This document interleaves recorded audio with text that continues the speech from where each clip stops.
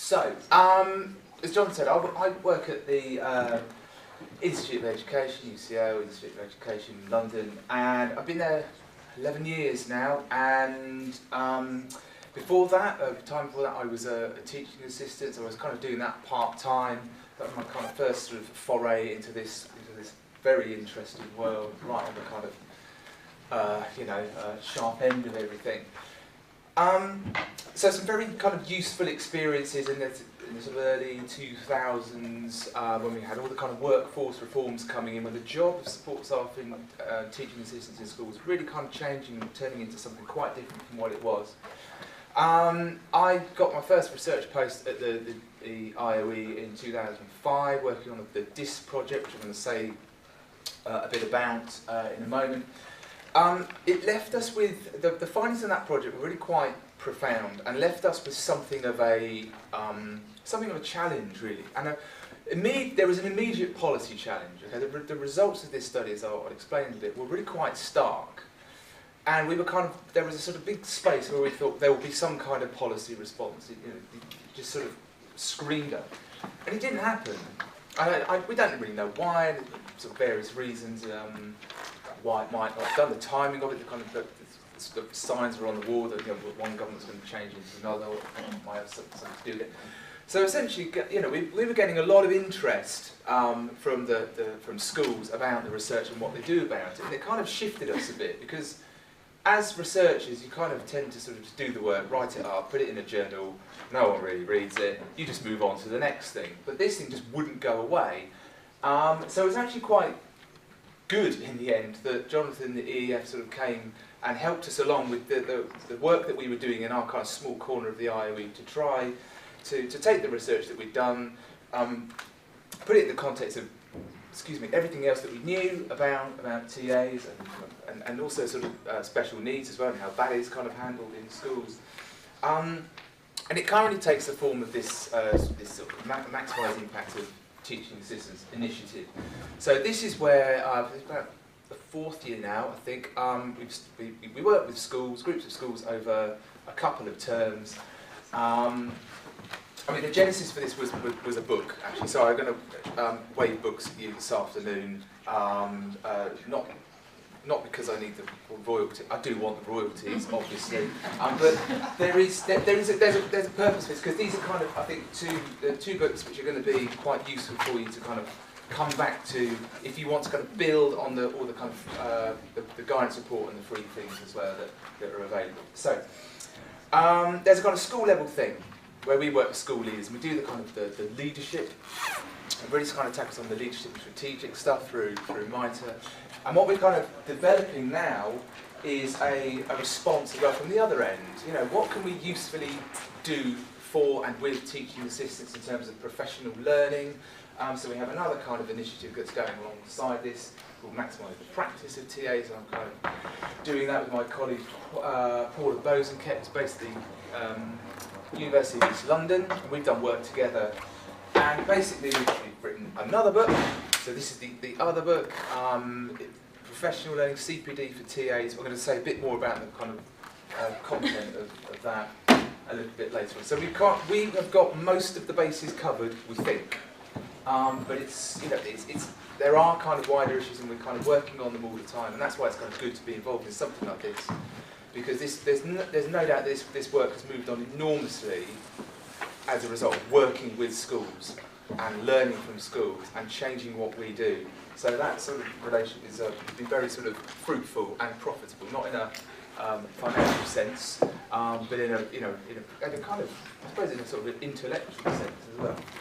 So let's have a look at this research then, and see if we can kind of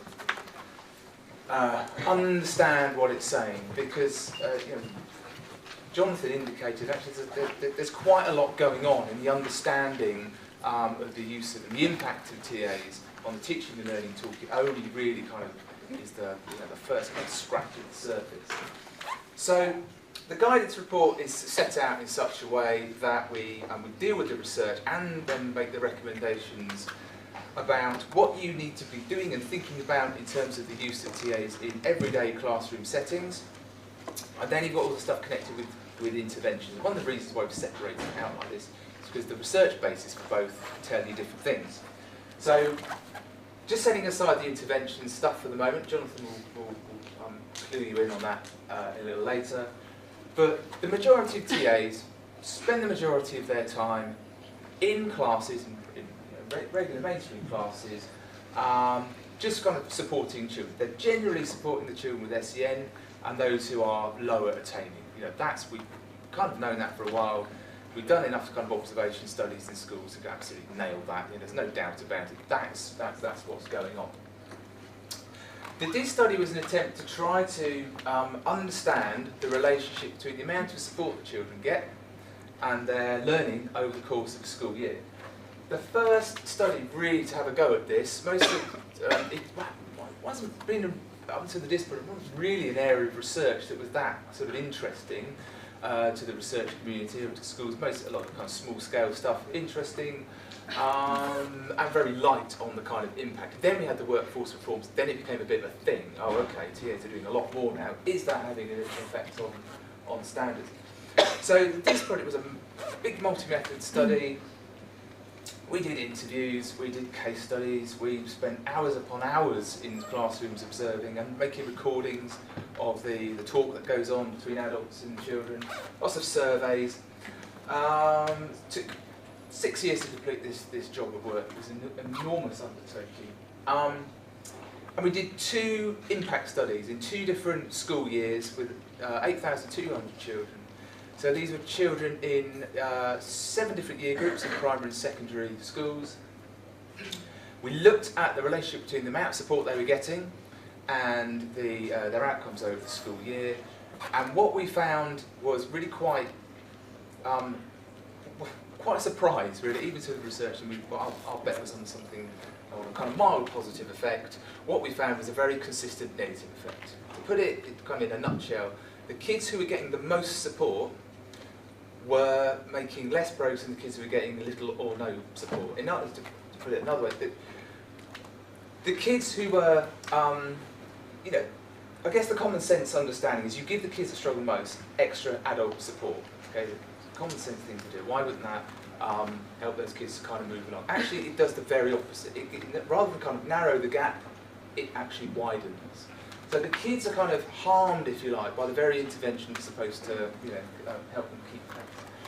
Now, this relationship stood even when you controlled for all the pupil factors that we know affect attainment. So that's quite an important thing to get in there, because you might be thinking, okay, with the TAs support the kids who struggle most, then is it any wonder they don't make as much progress as everybody else? But when you kind of factor that into the analysis and some other things as well, characteristics that we know determine or have an effect on attainment, so measures of deprivation, eligibility for free school meals, prior attainment, for example, that negative relationship still stuck fast. So it kind of left us with a bit of a challenge and a bit of a puzzle, because if the answer wasn't pupil characteristics, then it had to be something else. We immediately looked at the TAs. Are they perhaps the problem here? Well, the answer to that is broadly no.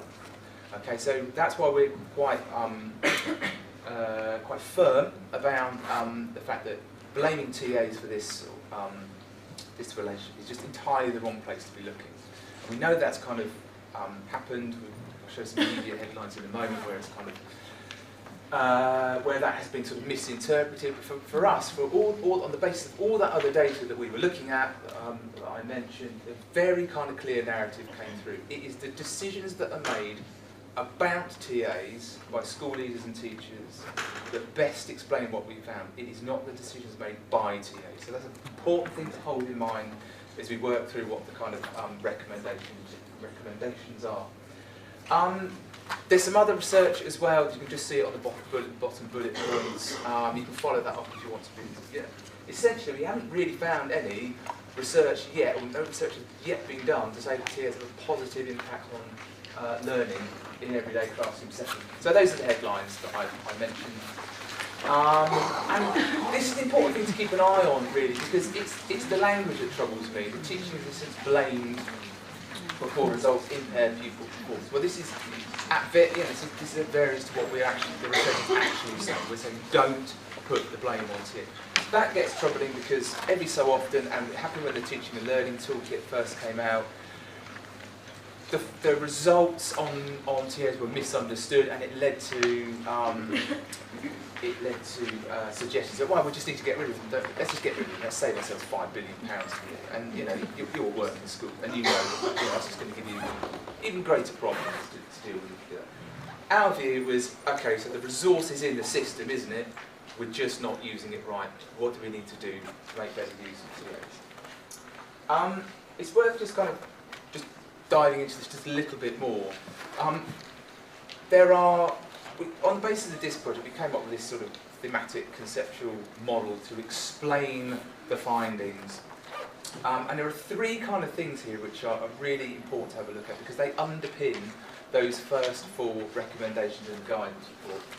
The first is around deployment. So these are decisions made by school leaders about their TA workforce and about teachers in the classroom on a kind of lesson-to-lesson, moment-by-moment basis.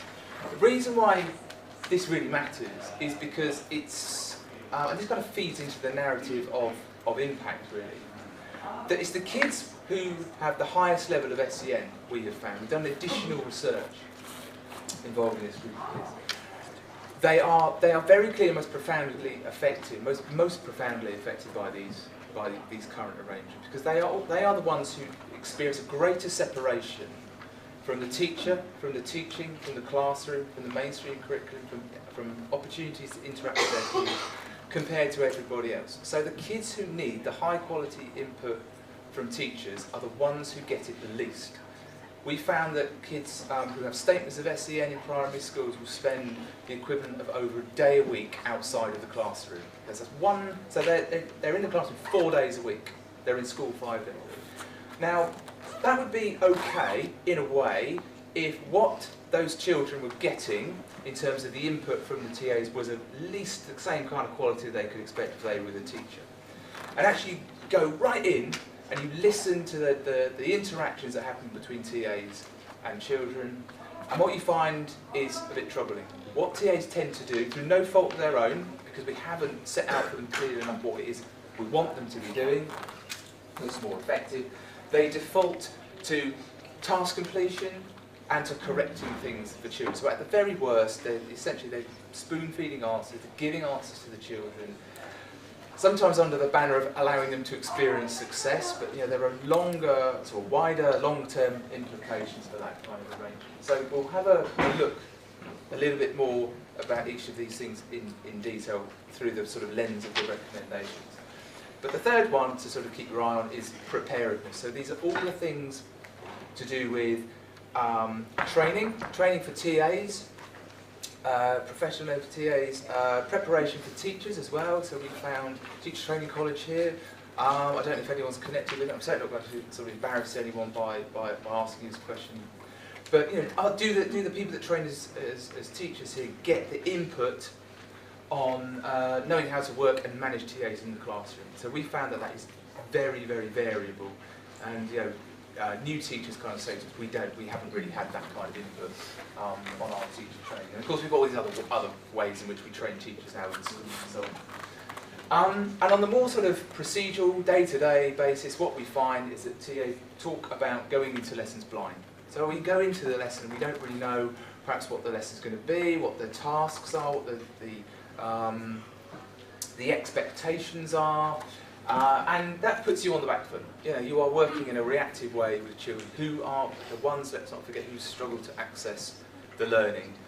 So it's a big challenge, a big professional challenge for TAs who are not coming from the same sort of starting position as teachers.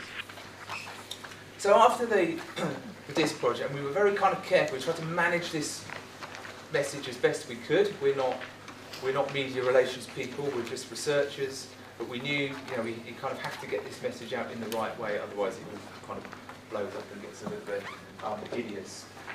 But the message that we kind of came out with there is the one that we still keep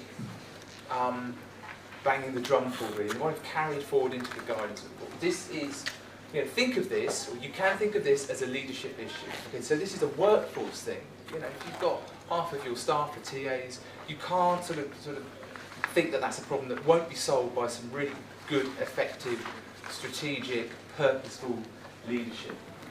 So the message to school leaders is about really thinking through rigorously how to define the role of TAs, what it is you want them to be doing, what it is you want to be contributing towards, and having quite a conversation about support. What does support look like? What does really good support look like? You'd be surprised how sort of fuzzy a term that is in practice. There is a sort of assumption underpinning the guidance report. So on its own, that's not going to sort of cut it. We need to be, the kids who are in most need of it need to have that high quality teaching. So your first line of defence is the best teaching, getting the teachers to the children who are struggling most. So if they're at the centre of the target, if you like, historically what we've done is those are the children who are struggling, they need some adult support, let's get them a TA, let's put the TA at the table, they'll work with them, everything will be fine, the teacher can work with the rest of the class, jobs are good. Well, that's not, we've seen the discipline that is, has unintended consequences. The TAs don't know exactly what it is they should be doing. So going forward, it has to be about making sure, it's kind of reframing that relationship. So teachers are the ones who are using TAs in their classroom as a resource, if you like. That's not too impersonal to say that. You have somebody there who can help you to add value to what you're doing, to supplement the teaching. This is a really kind of important way of thinking about it. A supplementary resource, if you like, not a replacement for the teacher. So all of this is consistent with what we see in the SEN code of practice. Are there any SENCOs in the room? Give us a wave. Hello, friends. So you know this inside out, upside down, back to the front. SEN provision is underpinned by high quality teaching and is compromised by anything less. So I'll let you work out what that might mean when it says compromised by anything less. But there's the other kind of statement as well. I don't know SENCOs. Maybe you experience it. Our SENCOs who are training at the IOE quite often say to us, someone will say to us, still have teachers. They don't really get this. They don't really get that they are responsible and accountable for all the children in their class, including, I would say, especially when they access support from teaching systems. You can't just say, abdicate the responsibility and give it and wish it away. It's just, it's not it ever was on the table. So let's think about, alongside all of the things we're thinking about with TAs, let's also think about the relationship that teachers have with kids with SEN and the ones who are struggling, to make sure that providing for those children is always in the sphere of influence and the sphere of action, the responsibility of teachers. And then what we kind of do then, excitingly, is to sort of move, as that sort of blue disc moves into the teacher's orbit. Yes, there's some overlap with what TAs are doing. I'm not saying that TAs shouldn't be working with kids with SEN at all, but what we're saying is we kind of make sure they're not always working with kids with SEN, but there's loads of other kids they could be working with. There's loads of other things they could be doing, alternative ways of using TA. And our ideas around that are all consistent with the supplement, not replace. Someone's having a good time.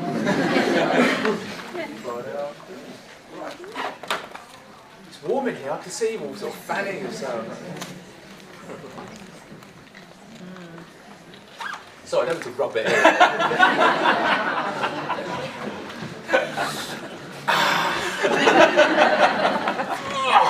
Right, okay. We're going to be more happy after this, aren't we? It's quite grueling, but it's good. It's been really, really good. So, okay, once more with feeling. So the 7 recommendations, okay. The first recommendation, Jonathan and I had a bit of a chat this morning, it's kind of a non-recommendation, really, because actually we're telling you not to do something. So that's all right, isn't it? That requires less effort. But it's a really important one. We can't really leave this out because it's so important, because the evidence is screaming at us that if we persist with this sort of, what we call the Velcro effect, or what we've kind of interpreted there as TAs taking on the primary educator role, we are sort of reinforcing the things that are leading to the bad practice. So let's really challenge this notion that TAs should be used as an informal teaching resource for lower attaining pupils and kids with SEN. So let's think much more kind of widely, innovatively, creatively. Interestingly, the government really, their policy on TAs, okay, is this: don't have a policy on TAs. That's it. There's far bigger fish to fry, like grammar schools. Okay, that was one in the eye for evidence-informed policy making, wasn't it? Anyway, so there's no kind of particular expectation of this, is what I'm saying. So it opens up. The message is, schools can decide what to do. Okay, brilliant. We'll work it out because we're going to have a damn sight better chance of making this success of it than the government will. So the second recommendation. This is it. Okay. So if the person next to you is asleep, you just give them a nudge now. This is the only bit they really, really need to do. In the age of Twitter, here it is. 11 years of research boiled down to one sentence. Use TAs to add value to what teachers do, not replace them. Supplementary, not replacement. If you infuse that into everything that you do, you will be consistent with what we're saying. So all the other recommendations really just hang from this statement. They either embody it, they deepen it, or they allow that to happen. Okay, so let that be your sort of the main sort of take-home thing. If you want to go back to sleep now, I can't blame you. It's very warm and it's Friday afternoon. So perhaps we sort of don't need to labour that too much, but let's have a look at this issue of support. So a conversation around support.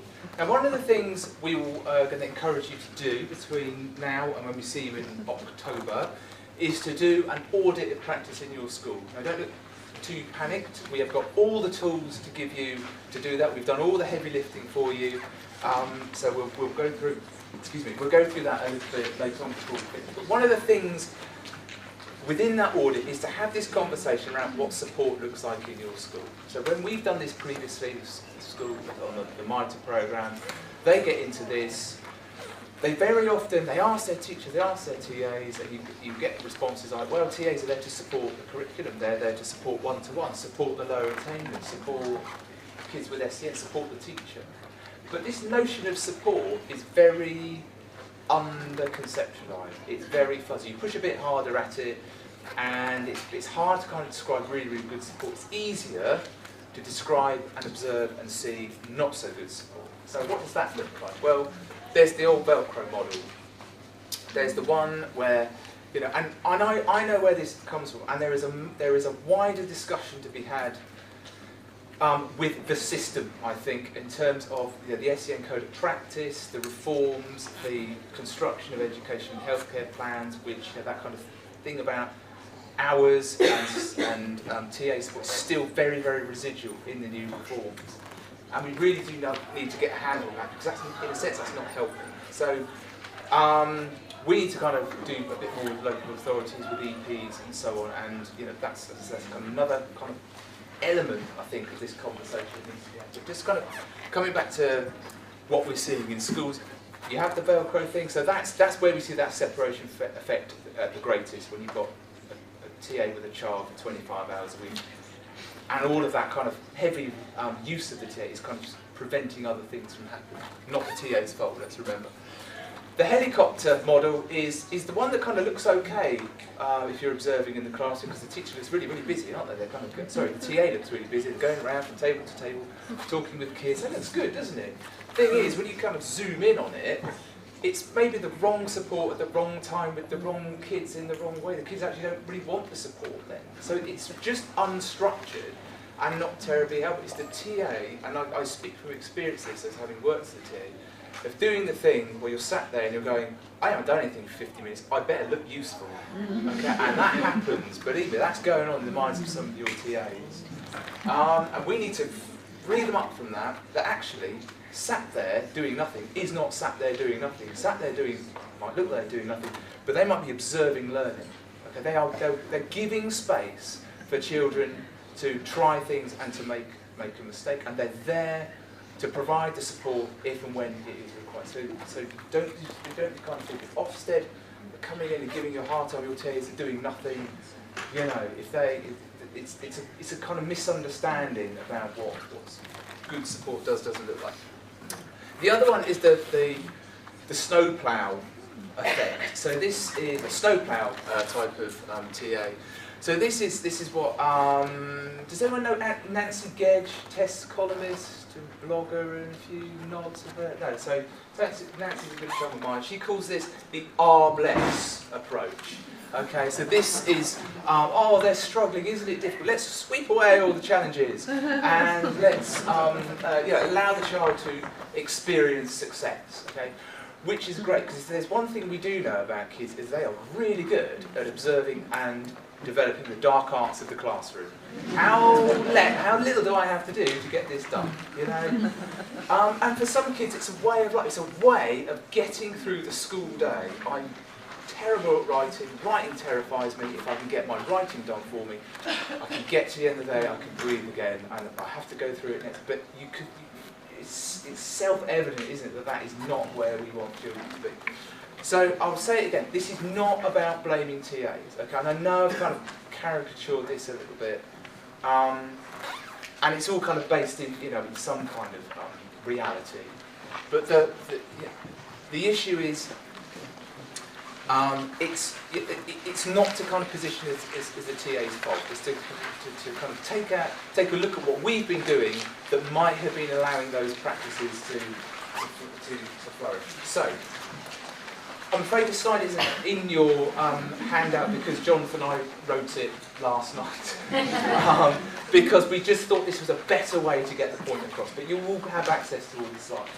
So let's just work through what we mean when we talk about supplementary forms of TA support. So a few kind of examples from the things that we've seen schools have developed.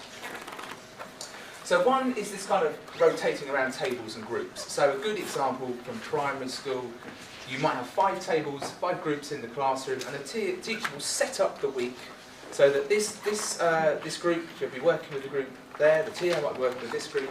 This group over here, they're going to do a bit of collaborative work, so is this group here, and these ones here working on their own. And then you just rotate that around every day. So the children, so that equalises things. Everyone has an equal chance to work with their peers, to work by themselves. That's important. They need to be allowed to do that, and to work with the adults as well. Perhaps another sort of variation on that is the fourth one down, freeing up the teacher to work with the children that struggle. So that's, rather than saying those children are struggling, could you go and work with them? It's the other way around. These children are struggling, I'm going to work with them. Can you do this around the class? Can you rove around the class and just make sure that they're on task? I only need 5 minutes over there. I know that they were stuck last lesson. I need to get them moving, and I need to get them moving fast. You can do, when that works really, really well, you can do that in real time. And I've seen this in the classroom. The TA will go, I've worked with them for 5 minutes, they're just not getting it. Okay, I'm going to step out now. It's not an indictment of me, but they need you. You're the teacher. You get in there, you sort them out. I'll go and sort this lot out over here. And in 2-3 minutes, bang, done. They're back on task. They know what they're doing. So you don't wait till the end of the lesson to find out that they can't do it. Intervene early. Secondary objectives, that's quite a good one. That's an example from a secondary school where there's a focus on literacy throughout the school. So that's being embedded in all the lessons. So what we saw was a science teacher briefing the TA and saying, look, I'll concentrate on the science. When you go around, can you just make sure that they're following the kind of literacy rules that we're trying to embed in the school? So you're kind of dividing the labour, again, supplementing what the teacher's doing, because you know they can't do 2 things at once. The readiness for learning, that's really good, particularly with the younger ones coming into school, you know, knowing the routines. One of the things that well, you'll hear me say this again in a moment, but one of the ways in which I think TAs can really add value to teaching is to work with kids on building the skills of independence. Okay, they can do that in a way, they're in a position to be able to do that, perhaps in a way that teachers aren't, because of they're more likely to work one-to-one with groups. So things around here, you know, imagine the kind of the early years settings. where TAs are helping children to kind of know the routines of the day, know the routines of the classroom. This is where you hang your coat. This is where we get our bits and bobs out, ready for the day. Have you got this? Do you know what you're doing? So eventually, less and less and less support, tapering away all the time. They're on, they're flying. We don't want to be hanging their coats up when they're 16. Oh, that's good. Oh, there we go. Yeah, I think I might have pressed that button.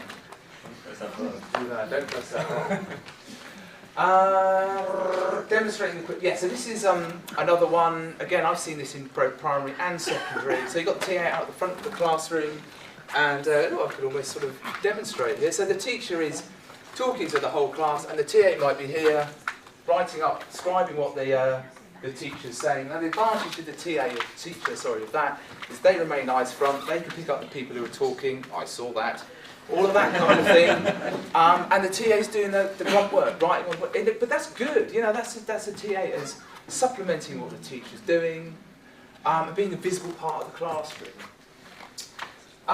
These teacher-TA agreements are a way of trying to pin that down, put it in writing, agree it. Again, that's come from a secondary school. We're going to bring a version of that with us next time and have it make it available to you, because we think that's just a really good resource. It's something that requires some effort up front. You're going to have teachers and TAs talking to one another to agree that. But we know when you get that moving, the kind of discussion about lessons and the feedback after lessons, you can do it in seconds. You can do it using post-it notes because you've got your dance routine, you know, off pat. You know what you're doing. It's worth investing in. Okay, let's go back a little bit at the school level now. Does anyone know about the saga with the professional standards for TAs? I won't bore you with it then. A long story short, they were commissioned by the DFE. It took a long time to be published. The DFE, for whatever reason, decided they didn't want to publish them, so they punted them into the long grass. And they were found in the long grass by Unison and National Education Trust.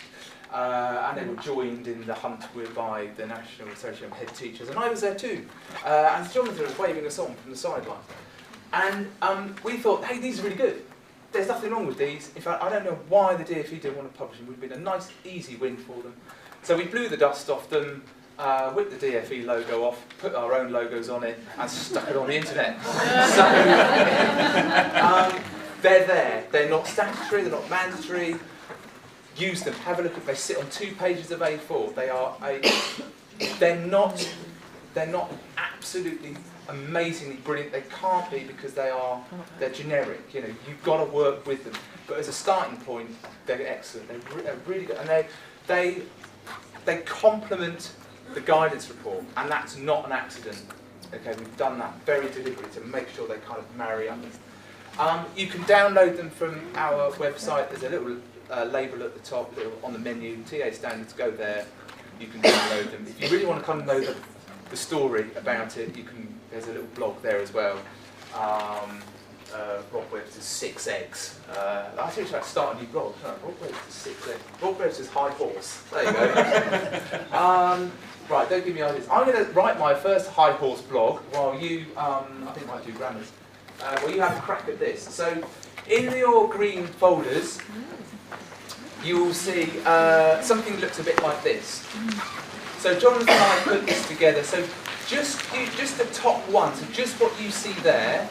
Just work with the people around you, or if you've got colleagues from schools, from the same school, work with one another, and just work through those criteria. So we filleted, we actually have I think Jonathan's going to wave it around, we have a red, amber, green self-evaluation thing, which we would like, which we would, we've got this while you in white and me in black, haven't we?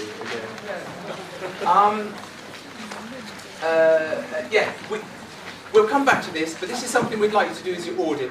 But we've just kind of taken out the best bits, just to give you a chance to think, discuss, reflect, react to what we've just been saying. So, we're going to give you 5 minutes to have a bash at that. So, all it's asking you to do is think about what's happening in your school those kind of criteria, are they things that you see regularly, routinely? Are they things you don't see very often? Are they things you see inconsistently? You see them in some classrooms, but not in others. You see them sometimes, and not on other occasions. So, 5 minutes for that then, folks. Give you a chance to do something. Okay, so we have had a look, albeit a bit sort of broadly, in a way, at the issues around deployment. And we've identified for ourselves that the kind of key characteristic of what we're trying to achieve is to supplement teaching, not to replace the teacher. Okay, so with that in mind, this is kind of what I was saying just a little while ago about a really good expression of that when we think about the ways in which TAs interact with children. And we know from the work that we've done, and my colleague Paula at UEL has done loads of this, she's immersed in this for as long as I've been kind of doing this sort of work. And what's kind of emerged very strongly is the evidence is quite clear that TAs are having, that their interactions are not terribly effective. And we've already said it's not their fault, we haven't really trained them to do anything else. So they've defaulted to these, their sort of default setting is to make sure the task gets done and to correct things because, children have got to get it right, haven't they? So, you end up kind of doing more than you should, doing more of the heavy lifting. If the TAs are working harder than the kids, there's a problem, okay? So it's all about improving the nature and the quality of TA's talk, and we think there is a kind of open goal here, really, when we think about the potential for TAs to be helping people to develop independent learning skills and that kind of sense of responsibility around managing their own learning. So the thing that kind of characterises this, it's another sort of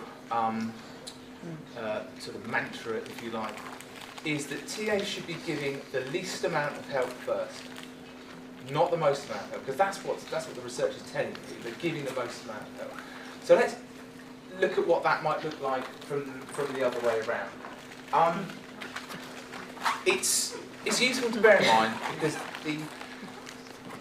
the research is also, I didn't really kind of say an awful lot about this earlier, and I won't kind of labour it now, but what we do learn from the research over the years is there is a sort of tendency for dependency. Kids will kind of outsource their learning to the TA. That's all that, by any means necessary, let's get it done. And obviously that's the kind of thing we really want to subvert. And that's not just for the kids who struggle most, we can apply that to any and all children. And this is why I think there's a kind of, there's a real kind of area of potential here. This is the teaching and learning toolkit expressed a little bit differently. This is the sort of the cost against the impact, the sort of cost-benefit analysis, if you like. So all the interventions are on there. They've all been kind of plotted according to the bang that you get for your buck. And even though TAs are sort of, when this was kind of first done, they were sort of on the line, that sort of 0 months impact. Now they're kind of nudged up a little bit, but they're still in the sort of least desirable district of that graph. Lots of money, not a lot of impact. And yet up there on the top left, we've got feedback on learning, and metacognition. So all the stuff around teaching kids to know what to do when they don't know what to do. All the stuff around independence, learning to learn, kind of, the other sort of things that kind of might sort of fall into this territory, the sort of resilient sort of resilience ideas. And all that kind of research is with teachers at the helm. It's teachers interacting with kids. So we've not actually made the connection between the two. Yeah, so what can TAs be doing to support that? To be doing things consistent with what teachers are doing? Because, it's not, the research would lead you to believe that teachers are working really, really hard on those things, and then TAs are going around the class and giving children the answer. So you might get a bit of impact, but you're kind of locking a little bit off. So we've got to, look where performance related pay is on that graph, by the way. I'm surprised it costs less than TAs, aren't you? Genuine question. Oh yeah, it's ability grouping. There, just with grammars in mind. Yeah, just saying. Okay, in the guidance report, you'll see there are 2 circles, and we've said, right, these are the things not to do, these are the things to encourage TAs to do. So all the things that I've been talking about there, about task completion, are in the yellow circles. There's another one in there which I haven't mentioned yet, which is probably my personal favourite, and that's stereo teaching. Okay, so this is when the teacher is doing their whole class delivery, you're talking away there, and the TA is kind of supporting a couple of kids over there, and you have this sort of satellite delay thing going on. You hear what your words sort of coming back to you from the side of the room. Now, the reason I kind of throw a light on that is because you look at that from the child's point of view. You know, years and years of psychological research will tell you that you can't divide attention. And we give these children extra adult support because they struggle to pay attention. So in fact what we're asking to do is to toggle between 2 adults' voices rather than one, and kind of dipping in and out of the teaching like that. So it's a bit like kind of trying to watch Corrie and then sort of like muting it every sort of 2 minutes. You kind of lose, the plot because your attention is kind of taken away. You're missing key bits. So that's what we don't want to see. What we want to see are kind of practices which have that least amount of help first thing underpinning it. So it might be things around, there's a matrix in the guidance report which is around questioning. So we know, for example, TAs are much more likely to use closed-ended questions, even where an open-ended question is the one that you should be going for. Completely opposite for teachers' practice. So, we know that schools have been doing some training around questioning. What makes for effective questioning? A closed-ended question, an open-ended question. Why? When? What do they look like? How about some question stems? So that's what that matrix is all about. If you kind of got the guidance open, you'll see what I mean. I think the other thing, actually, isn't actually around talking at all. It's actually being comfortable doing nothing. And that's a challenge for TAs. I have a colleague who works at a secondary school in Suffolk, and she did some work, a small-scale research, on the average wait time between a child being asked a question and the TA providing some kind of response. Okay, the average wait time. Who would like to guess how long that wait time was? Someone give me a number. 2. I hear a 2 or a 3. Does anyone want to raise me a 2 or a 3? No? 1. I'll take that. 0.9 of a second. Okay? So, that's no time at all to process what's being sold. And often what the TA is saying is, what do you think? Like, I haven't had time, So actually, let's get comfortable with not saying anything. That's absolutely fine. And so that's a kind of change of mindset for TAs, so they are more comfortable with doing that. So this is the upside down triangle. I wish I had a more fancy name for it than that, but we've yet to come up with one. It used to be blue, but now it's orange. And this is a really kind of simple, clean framework for thinking about questioning in the classroom. So this is essentially what is at the heart of this book. That's kind of where Paula and I are kind of sticking our money, really. Let's look at scaffolding as an effective framework, or a framework for effective interactions that TAs can have with children. So the idea around this, you probably worked it out as you're looking at it. You can see already that the more you kind of tend towards correcting, the more help you're giving a child, the less independent they are likely to be. So the starting point for this is self-scaffolding. It's actually the children doing it for themselves, and the TA observing and being comfortable, just sitting there, anticipating perhaps a problem or an error, and giving the children time and space to kind of have a go, maybe make a mistake, because that's fine. You learn, don't you, when you make mistakes. You learn when you struggle.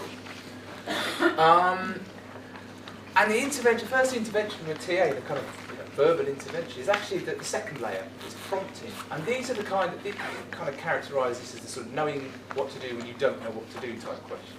So you'll be surprised. A lot of the time, the issue is the child knows what to do. It's just kind of stuck in there. It needs to be kind of like pushed to the top of the mind, they need to kind of do a little bit of dredging. So the TA is prompting them, saying, well, when you got stuck yesterday, what was it you did to help yourself? Or where have you seen a problem like this before? It's that kind of sort of a general level, kind of supportive, encouraging, usually in the shape of a question.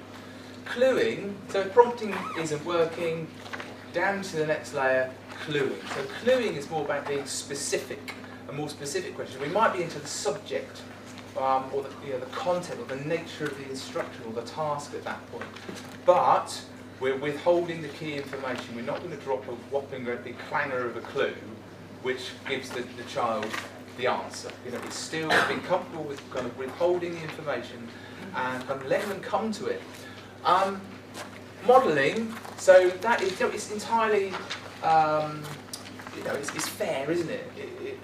If children are encountering things that they haven't encountered before. So those other things aren't working. Okay? Sometimes that's going to happen. But the modelling thing is not the you do it for me. It's the it might be the TA saying, I'm going to show you how to do it. After I've shown you how to do it, you're going to show me that you can do it. And it's not a get out for the child to work their way towards modelling and say, well, you'll do it for me. That's not how it works. And we're staying away from correcting. So in exceptional circumstances, it might be, appropriate to do some correcting. But really, that's not the default setting.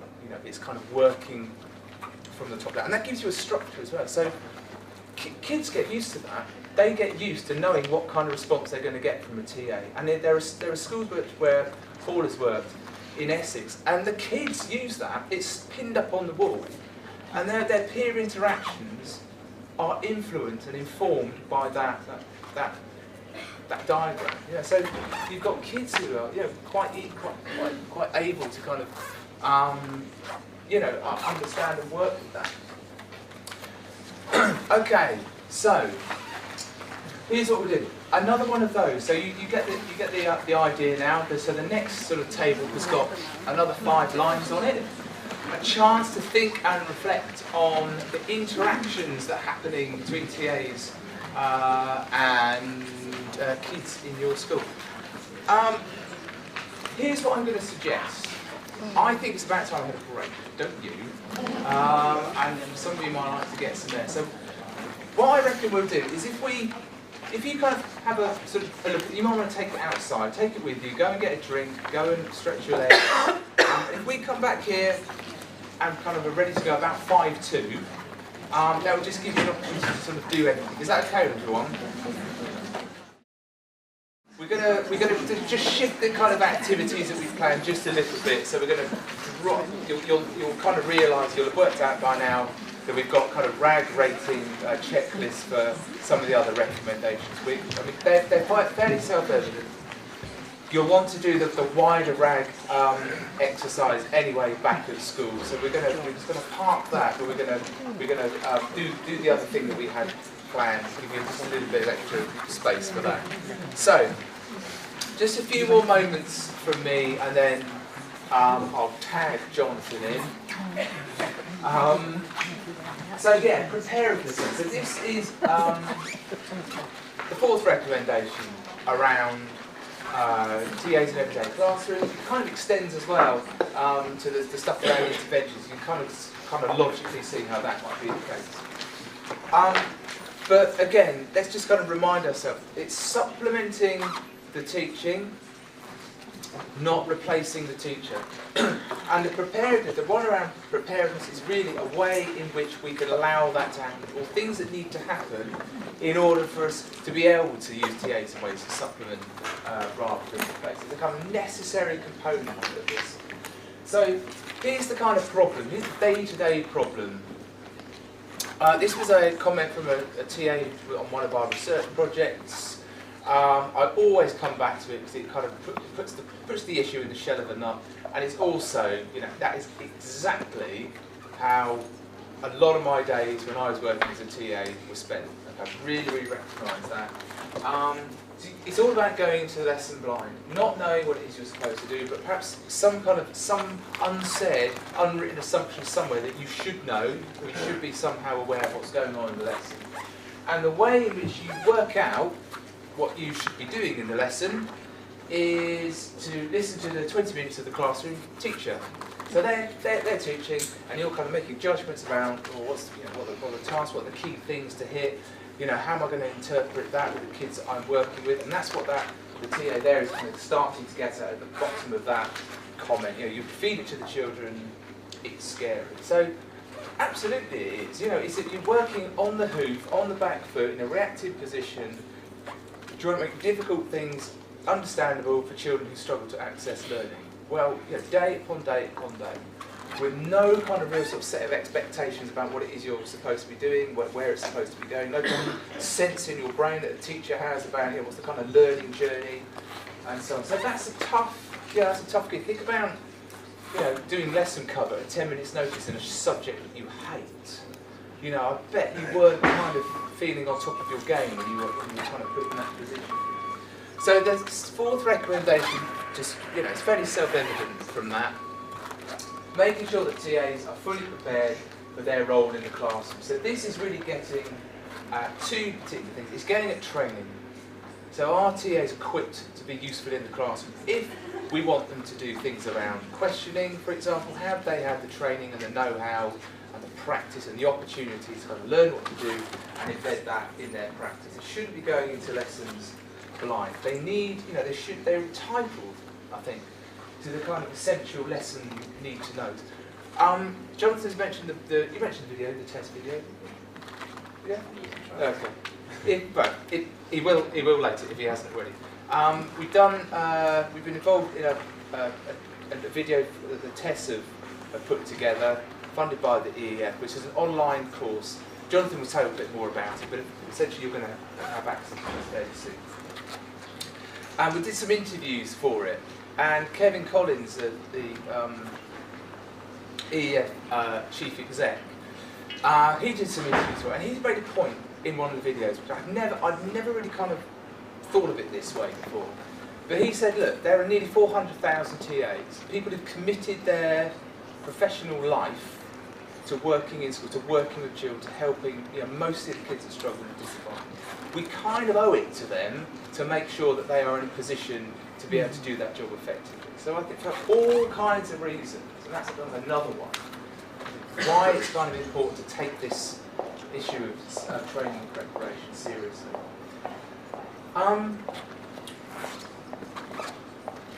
So what might that look like in a kind of practical way? Well, we've got this, think of the kind of planning teaching feedback loop, okay? So you're planning lessons, planning the role of the TA in that lesson, so it's really, really clear what it is they're supposed to be doing. I mentioned the TA agreements earlier on, we'll come back to this, but that's one way of trying to articulate, share out what the TA is doing in the classroom, again, supplementing, not replacing the teacher. You've got the teaching, so okay, they're the planning and the teaching, they go hand in hand, that's just the actions that support the plan.